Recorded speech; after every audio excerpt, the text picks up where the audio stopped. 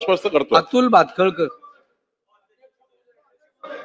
आदिवासी विभागामध्ये होणाऱ्या बळजबरीने आणि प्रलोभनाने होणाऱ्या धर्मांतराच्या संदर्भातली ही अत्यंत महत्वाची लक्षवेधी आहे.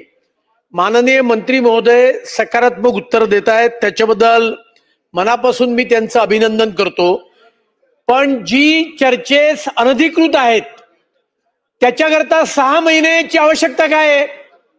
त्याच्यावर तात्काळ MRTPच्या अंतर्गत कारवाई केली पाहिजे आणि ती चर्च अनधिकृत बांधकामं त्या ठिकाणी निष्कासित केली पाहिजेत आणि त्यामुळे ही कारवाई तात्काळ करणार का, हा माझा पहिला प्रश्न आहे.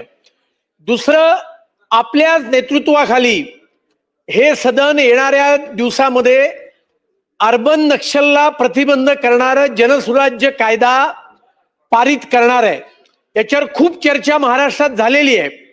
माझं स्वतःचं परवा शुक्रवारी अशासकीय कामकाजामध्ये महाराष्ट्र धर्मांतर बंदी लव जिहादच्या विरोधातलं विधेयक सदनाने या ठिकाणी लिस्ट केलेलं आहे, पण ते अशासकीय कामकाजातलं आहे.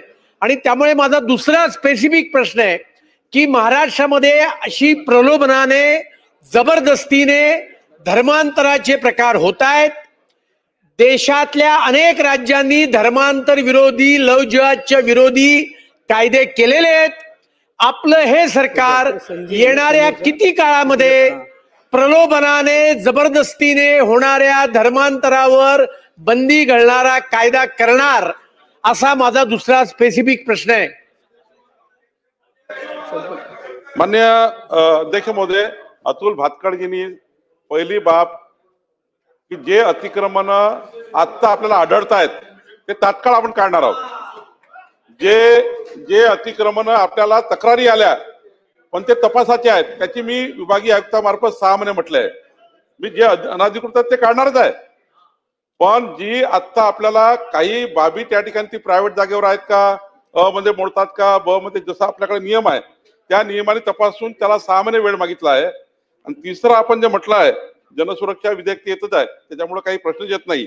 पण तिसरं आपण म्हटलं आहे या राज्यामध्ये धर्मांतरण संपूर्णपणे रोखण्याकरता अजून कडक कायदा या राज्यामध्ये आला पाहिजे का, याकरता निश्चितपणे माननीय मुख्यमंत्री चर्चा करून याबद्दलही शासन याचा विचार करेल. संजय कुटे.